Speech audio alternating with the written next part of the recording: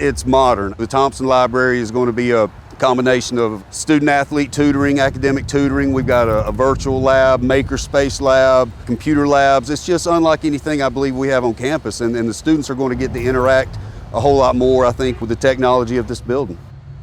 We're kind of in the thick of it, in the meat of it now, and once we get closed in and conditioned space, and you'll really start to see what it's shaping up to be.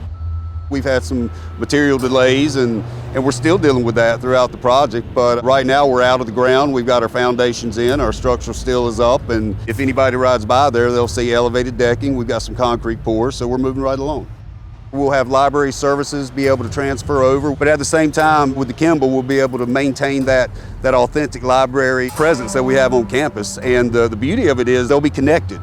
So students will actually be able to interact with both buildings, with quiet study spaces in Kimbel and then the more interactive spaces at Thompson.